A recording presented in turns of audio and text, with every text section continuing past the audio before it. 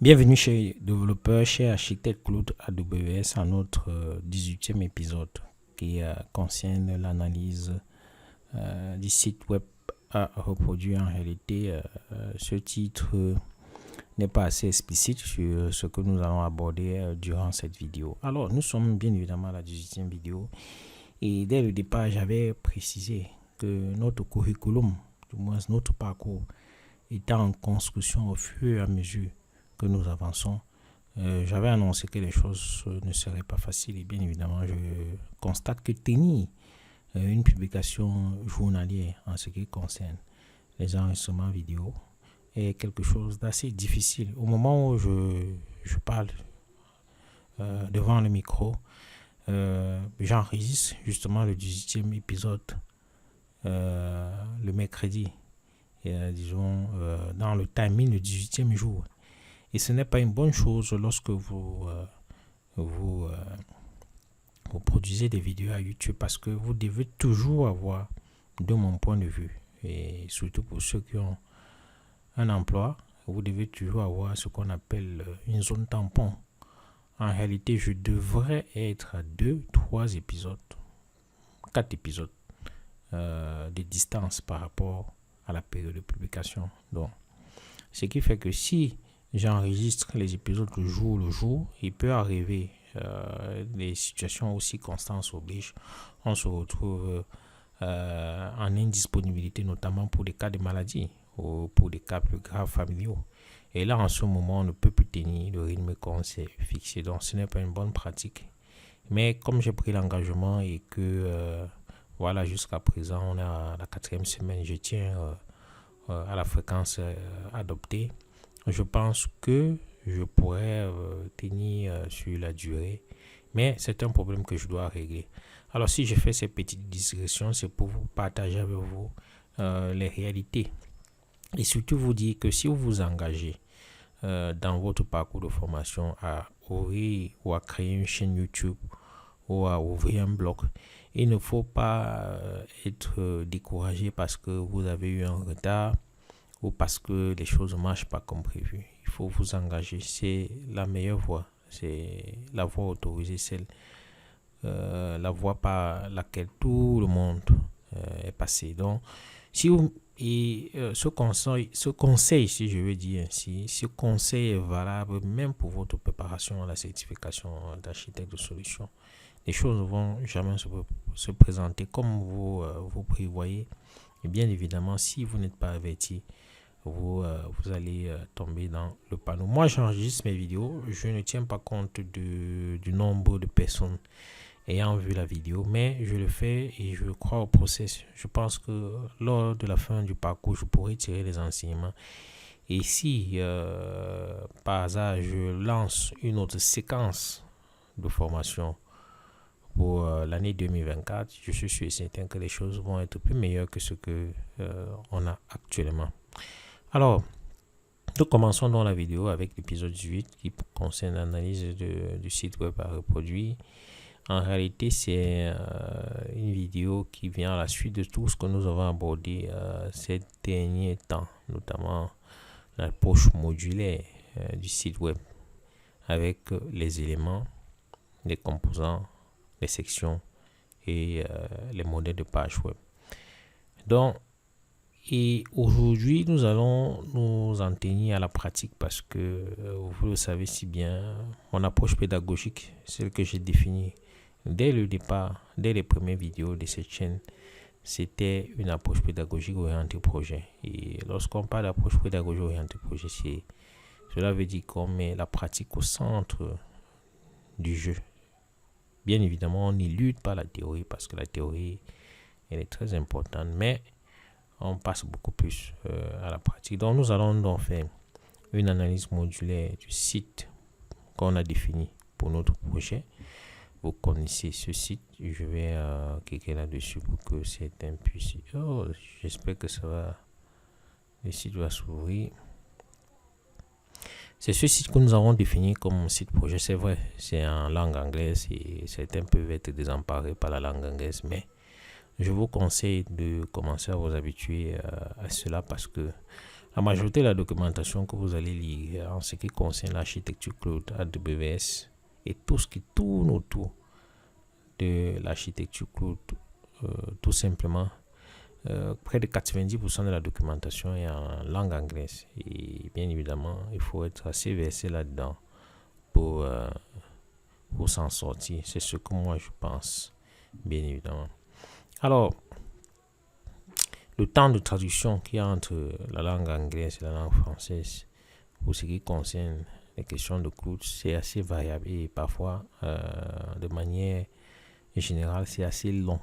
Donc, il est préférable de se mettre à la langue anglaise. Je veux dire, de maîtriser au moins quelques bases. Cela ne veut pas dire que vous devez être un virtuose. Moi-même, je ne suis pas un virtuose, mais à force de me confronter à la documentation, vous avez des mots-clés qui reviennent et puis le reste, c'est de l'anglais de base classique. Donc, aujourd'hui, nous allons rapidement, parce que ce n'est pas un exercice d'expertise auquel nous vous soumettons, nous attirons juste votre attention sur certains éléments qui sont très importants dans le développement. Et aujourd'hui, nous allons faire une analyse modulaire de notre site projet. Alors, on va commencer. Voilà notre site projet que nous avons là. Un site avec une page d'accueil qui est assez très beau, qui est assez un très beau site, visuellement parlant, avec du contenu. Et nous allons analyser ensemble cela à la lumière de l'approche modulaire que nous avons parcouru dans les précédentes vidéos. Nous allons commencer très rapidement. Le premier point que nous allons analyser, ce sont les pages du site web. Pour ce site web, vous avez effectivement 6 pages. Une page d'accueil, que vous voyez là, une page à bord. C'est une page que vous retrouvez dans beaucoup de sites web qui présentent bien évidemment parfois l'auteur ou qui présente la mission du site créé. Vous avez une page à bord. Vous avez une page article qui fait le recensement de ce qui est publié. Vous avez une page projet où l'auteur présente les projets qu'il poursuit. Vous avez une page speaking pour toutes ces interventions médias, notamment des conférences, des podcasts. On peut créer d'autres catégories. Vous avez aussi une page appelée Use qui concerne beaucoup plus les recommandations. Vous avez là les différentes recommandations. Donc, on a ainsi 6 pages. Page accueil, page à bord, page article, page projet, page intervention média et page recommandation. Il faut savoir que les pages ne sont pas définies au hasard. Si vous avez ces pages, c'est parce que c'est un site web personnel. C'est un site web qui concerne un auteur bien particulier. Donc, c'est ce modèle de site web. Là veut tout simplement dire que c'est un site web personnel. Et à chaque modèle de site web, entre guillemets, vous avez une certaine présentation. Vous avez la page d'accueil qui est assez classique, c'est la page où tout le monde se retrouve. Vous avez la page pour les écrits de l'auteur, parce que c'est centré sur l'auteur, c'est ça, cette page-ci. Vous avez une page pour ses projets, bien évidemment, il présente ses projets. Vous avez une page pour ses interventions médias et vous avez une page pour ses recommandations. C'est un site qui est conçu pour un auteur. Donc, moi, je vous invite dans vos recherches à aller vers d'autres modèles ici, par exemple un site d'e-commerce ou le site de présentation d'un article et de voir comment les pages sont définies. Cela peut vous enseigner beaucoup de choses. Même le site d'une entreprise, des entreprises assez populaires ou les entreprises, des marques, des grandes marques. Et vous allez voir comment ils structurent leur site internet. C'est très important de se soumettre à cet exercice. Et c'est ça qui est très intéressant dans la phase d'analyse que je présentais. C'est pour développer votre intuition, savoir déceler dans tout ce que vous voyez les détails qui sont importants pour ce que vous visez. En tant que développeur web et en ayant la casquette de développeur web, vous ne pouvez pas approcher les choses comme le commun des mortels. Alors, on va prendre un autre exemple avec un autre site qui est proposé par l'entreprise Tanwin, là où j'ai puisé l'exemple que je vous présente. Vous avez, par exemple, un autre site qui propose pour la promotion d'une application, un modèle de site qui propose pour la promotion d'une application. Et si vous observez les menus, vous avez un menu Dans les menus, vous avez une page fonctionnalité, une page review, une page pricing et une page questions fréquemment posées. Ce que vous devez savoir, c'est que ces différentes pages ont été définies en fonction de l'objectif qui est la promotion de l'application fonctionnalité review. Et ces structures peuvent varier d'un site à l'autre. C'est juste le choix de l'équipe de production de cette application dont fait partie le développeur. Donc, le développeur est toujours dans une équipe. Et ce n'est pas des choses que vous asseyez dans votre chambre et vous définissez seul. Comme on en voit dans plein de films. Non, c'est pas comme ça que les choses se passent. C'est vrai qu'ici, la façon dont les choses ont été conçues, c'est beaucoup plus des sections. Parce que lorsque vous voyez bien, c'est une page avec plusieurs sections. Et les menus ont été définis pour s'atteler à chaque section, mais ce sont des choses qui ne sont pas importantes pour vous pour ce moment. Donc nous allons y revenir plus tard. Donc, j'ai pris juste un exemple pour illustrer. En ce qui concerne les modèles de page, pour comprendre ce que c'est que modèle de page, je vous conseille d'aller à l'épisode 17 où j'ai présenté l'épisode précédent. L'épisode de la veille, où vous verrez ma présentation des modèles de page. Et bien que ce site ait 6 pages, je rappelle que il est structuré en 4 modèles de page. Premier modèle de page, le modèle landing page. On l'a vu dans la vidéo 17. Le modèle landing page, c'est ce à quoi correspond la page d'accueil. Vous avez le modèle about page. C'est ce à quoi correspond la page de présentation. Vous avez le modèle blog page que nous avons vu et c'est ce à quoi correspond la page d'article. Et vous avez le modèle contenu, c'est ce à quoi correspondent 3 pages. La page projet, la page d'intervention média et la page recommandation. Donc, bien que ce site ait 6 pages, il respecte en réalité 4 modèles. Parce que si vous prenez les 3 pages que j'ai citées, vous verrez qu'il respecte juste le modèle contenu. Quand vous regardez la page, c'est juste du contenu qu'il y a. Et rien d'autre. Vous prenez Speak et vous verrez que c'est juste du contenu. Il n'y a pas une présentation particulière. Vous verrez. Donc, je vous conseille d'aller à la vidéo 17, la vidéo de la veille, et vous aurez les détails sur ce que j'entends par modèle de page. Je n'ai pas voulu illustrer cela. Compte tenu du format de la vidéo, vous savez, je dois faire moins de 30 minutes. C'est ce que je me suis fixé comme limite. 30 minutes par vidéo. Ici, je vais aborder les modèles les différents modèles. Alors que j'ai déjà fait une grosse vidéo là-dessus, ce serait perdre du temps. Alors que je parle justement de vue d'ensemble, de survol de l'approche modulaire pour notre site projet. Puisque nous allons revenir lorsque nous allons aborder la phase de codage. Alors, le troisième point, ce sont les sections de page. Nous avons parlé des sections de page dans, je pense, l'épisode 16. Et j'ai bien défini les sections de page qui étaient des zones visuellement distinctes sur une page web, ayant le plus souvent une ligne horizontale comme zone de démarcation. Alors, je contrôle mon temps. Je suis à 13 minutes. Bon, je pense que je vais respecter les 30 minutes que j'ai définies. Alors, et j'ai illustré dans l'épisode 16 ce que j'entendais par section avec ce schéma. Et bien évidemment, si on passe côté pratique, je vais prendre un exemple. Je ne peux pas faire toutes les sections de toutes les pages. Oui, mais je vais prendre par exemple la page d'accueil. Vous avez la page d'accueil que vous voyez. Elle a l'impression d'avoir été conçue de façon, voilà, que c'est quelque chose. Non, ce n'est pas comme ça. Vous avez, et nous l'avons vu dans la partie où on abordait les sections. Je parle bien de la vidéo 16. Il y a une section héros. Pour ceux qui veulent savoir ce que c'est qu'une section héros, allez consulter la vidéo 16. Alors, la section héros recouvre tout ce que vous voyez ici. Du point du départ jusqu'à ce niveau-ci. C'est ce que j'ai illustré ici, comme vous le voyez, avec cette capture d'écran. Après, il y a la section bloc. La section bloc, c'est ce carré ici, qui reprend ceci. Et tel que le développeur a conçu le site, la section blog reprend au maximum 3 articles publiés. Parce que si vous allez sur mon site personnel Remote Pedgar, je vais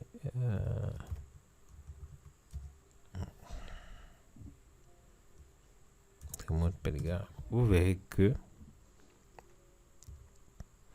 nous allons ouvrir là-dessus. Vous verrez que vous voyez bien, bien que j'ai publié à ce moment où j'enregistre la vidéo 13 notes, il n'y a que 4 notes. Voilà, donc 4 notes qui apparaissent dans la section blog. 4 notes. Alors que si vous allez par exemple dans la page article, vous verrez que toutes les notes sont présentes. Voilà, toutes les notes sont présentes. Et au fur et à mesure que je vais publier, toutes les notes iront là à l'intérieur. Donc, la section blog a été définie pour prendre uniquement 4 notes. Voilà, donc il y a une section blog et puis il y a une section newsletter, lettre d'information. Cette section newsletter, c'est cette section que vous voyez ici, ce carré ici. C'est ça la section newsletter. Après, il y a une section work que vous voyez ici. Donc, il n'y a aucun hasard. Et puis, je vais terminer à la section footer. La section footer, c'est pied de page que vous voyez ici. C'est ça la section footer. Donc, il y a un grand rectangle qui constitue la section héros. Et puis, vous avez deux colonnes. Dans les 2 colonnes, vous avez une colonne là que vous voyez pour la section blog. Et dans la deuxième colonne, elle a été divisée en 2.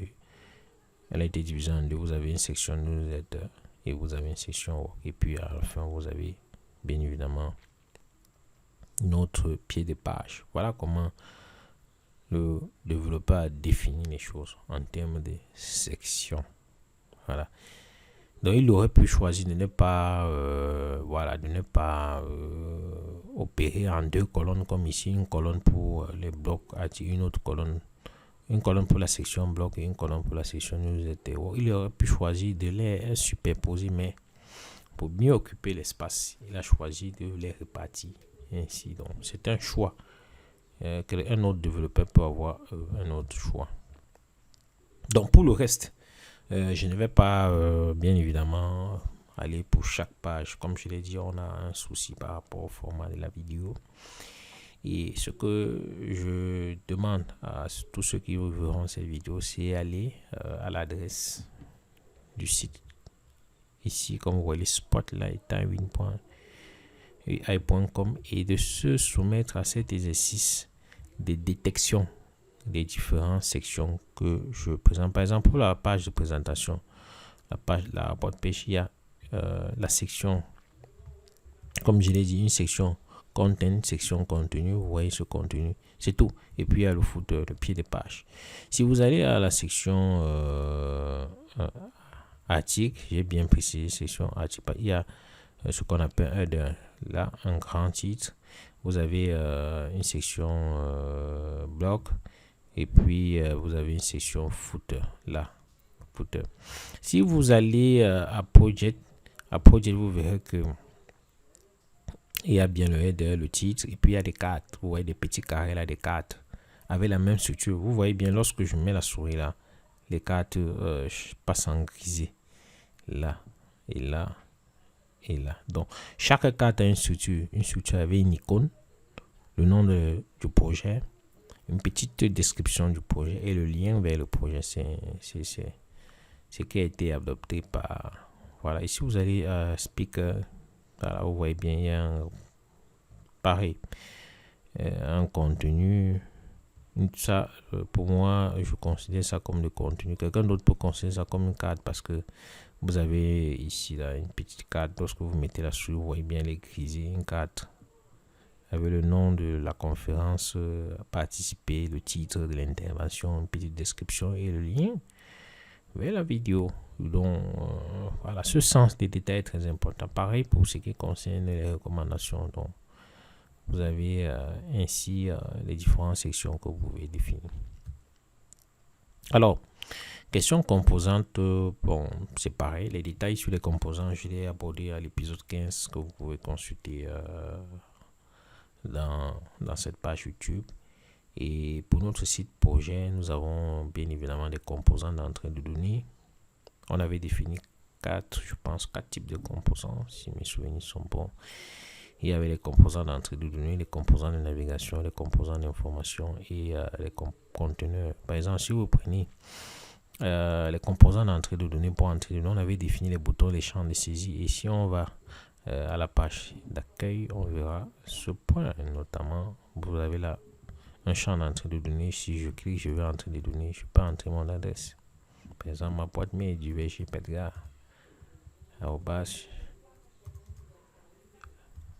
gmail.com.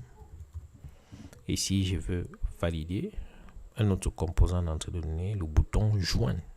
Ce bouton, et je clique pour faire valider ou entrer mon adresse mail. C'est ça les composants d'entrée de données. Vous avez les composants de navigation qui sont là pour faciliter la navigation. Vous avez l'entête qui est là. Vous avez la barre de navigation si vous voulez. C'est cela la barre de navigation, vous voyez bien cet espace. Vous avez, vous pouvez aussi naviguer à partir du pied de page ici là. Si vous voulez aller par exemple à Project, vous cliquez. Vous pouvez prendre aussi par l'entête. Et bien évidemment, vous avez ce qu'on appelle les fameux liens. Comme ici, si vous voulez naviguer pour voir ici, voilà un lien. Pour voir par exemple les détails de l'article, c'est ça, les composants de navigation. Voilà, il vous permet de parcourir, d'aller d'un point à l'autre dans le site web. Vous avez les composants d'information, c'est très simple. Vous avez les titres, voici le fameux titre, Hero, voilà, Hero. Vous avez les images. Nous avons les images ici, c'est les composants d'information, les logos, les icônes, l'avatar. Vous avez par exemple cette image qui, de mon point de vue, est un avatar. Et ce qu'on appelle les tables. Une table, c'est comme un tableau. Ils appellent ça table en anglais CC, par exemple. Pour la section work, les composants table. Voilà. Et voilà, vous avez un quatrième type de composant qui porte sur les conteneurs. Voilà, les conteneurs, vous avez les cartes que nous avons abordées, les formes et ce qu'on appelle le skeleton. Skeleton, c'est la structure d'un site internet. Je vous ai parlé. Vous avez un grand rectangle ici. Et puis vous avez deux colonnes. Une première colonne complète, une deuxième colonne qui est séparée en deux. Là, comme les sections de recueil. Puis un dernier petit rectangle pour le pied de page. Donc c'est ça qu'on appelle skeleton. Ou squelette ou ossature. Enfin, le dernier élément qu'on peut aborder sont les éléments évidemment que j'ai présentés en détail dans l'épisode 14. Voilà. Donc pour notre site projet, on peut citer des éléments comme le titre, les éléments de texte. Vous avez là un titre. Les éléments, on va beaucoup plus dans les détails. Des sous-titres. Voici par exemple un sous-titre. Paragraphe. Oui, non, ça c'est un paragraphe, c'est pas un sous-titre. Si on veut voir le sous-titre, est-ce qu'on doit... voilà. Par exemple, ici vous avez un titre. Bon, le résumé, si on peut considérer ça comme un sous-titre. Donc voilà un peu de quoi il est question. Les éléments multimédia, il y a les images, comme vous voyez les images. Et puis il y a les éléments de forme comme les boutons. Donc, l'élément, c'est le point le plus basique, le point le plus élémentaire. Et dans le découpage ou l'approche modulaire d'un site web. Donc, lorsque vous allez aborder le développement, tout cela va vous servir dans votre approche. Et on va le voir lorsque on va aborder la phase de codage. Donc voilà brièvement la présentation. Et je parle de brièvement parce que nous aurons l'occasion de revenir là-dessus avec la phase de codage. Lorsqu'on revient dans la phase de codage et qu'on voudra avoir un élément, on va se servir du code pour avoir les éléments. Donc, c'est pour cela que je conclue que l'approche modulaire est conforme à la méthode par décomposition que recommande la science informatique pour aborder les problèmes complexes. Lorsque vous parcourez les cours d'introduction à la science informatique, vous verrez que l'approche par décomposition est très recommandé. Lorsque vous avez un problème complexe comme concevoir un site internet avec beaucoup d'éléments, beaucoup de couleurs, il faut prendre ce problème complexe, le décomposer en petits problèmes et apporter des solutions à ces petits problèmes. C'est cela, la méthode par décomposition. Après, lorsque vous décomposez, vous pouvez passer au développement à l'aide du HTML, du CSS ou du JavaScript. Et vous pouvez commencer par des petits éléments, regrouper les éléments pour avoir les composants, regrouper les composants pour avoir les sections de page, regrouper les sections de page pour avoir les pages et regrouper les pages pour avoir votre site web complet. C'est comme ça qu'on arrive à un site. On ne développe pas un site web. C'est pas abus de langage. De façon pratique, on commence par les éléments et puis on monte aux composants et ainsi de suite, ainsi de suite.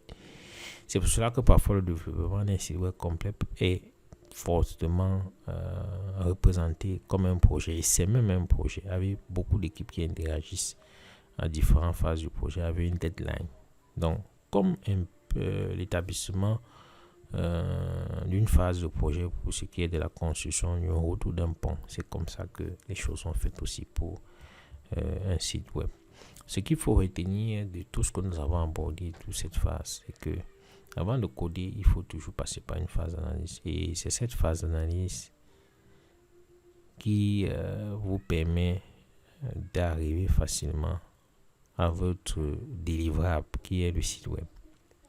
Donc, grâce à l'approche par décomposition, vous allez prendre le site web qu'on vous demande, le découper en petits problèmes facilement abordables et développer un élément, un composant, regrouper tout cela et d'abstraction en abstraction monter jusqu'à arriver au site web. C'est tout simplement cela le développement. Et si vous avez pris le temps dans votre phase d'analyse, la phase de codage sera facile. Je constate le plus souvent que beaucoup d'apprenants prennent des cours, que ce soit en Udemy ou à YouTube. Et ils codent facilement lorsque le cours est présenté. Mais si vous changez d'exemple, vous prenez un autre exemple, un autre site, vous lui dites, ok, tu as appris tout ça, essaie de me faire juste un clone, c'est-à-dire une copie de la page d'accueil, par exemple, d'un site comme Amazon.fr. L'apprenant est buté, il ne sait même pas par où commencer, parce qu'il a juste appris à coder et non à analyser avant de coder. Coder, c'est la partie la plus facile et évidente. Analyser, c'est la partie la plus importante. Peut-être pas aussi facile que le codage, mais elle est très importante. Et c'est la raison pour laquelle vous avez des gens qui apprennent bien à coder, mais qui ne savent pas reproduire un exemple très simple d'un site web simple, parce que l'analyse n'y est pas. Donc, dans le prochain épisode, je ne vais pas toujours tomber dans la phase de codage. Vous verrez, lorsque j'aborderai la phase de codage, je vais aller très vite parce que ce n'est pas une phase, voilà. C'est une phase où, même en lisant la documentation, lorsque vous maîtrisez les fondamentaux, vous pouvez facilement coder. Il n'y a rien de difficile, entre guillemets. Mais je vais aborder demain, dans le prochain épisode, dans la prochaine vidéo, le concept d'abstraction avant de présenter le HTML qui va amorcer la phase de codage. Mais avant d'amorcer cette phase de codage, je prépare votre esprit, je prépare pour vous présenter bien évidemment le codage. Parce que si je ne prépare pas mieux votre esprit, le codage sera quelque chose de compliqué. J'aurai l'impression de m'adresser à une audience qui n'est pas en face, et ce n'est pas ça mon objectif. Mon objectif, comme je l'ai dit dès le départ de cette chaîne, c'est de prendre quelqu'un qui était dans la même situation que j'étais, c'est-à-dire sans background en informatique, et de l'amener à architecte de solutions cloud. Voilà. Je n'ai pas été satisfait par tout le curriculum qui est proposé par AWS, et au lieu de verser dans la critique comme certains le font, j'ai choisi la voie de proposer ce que je pense être un curriculum acceptable, et voilà, c'est ce que vous avez en ce moment en découpage journalier avec des petites vidéos comme celle que j'enregistre en ce moment. Dans tous les cas, demain on se retrouve pour aborder ce que j'entends par concept d'abstraction. demain. Merci.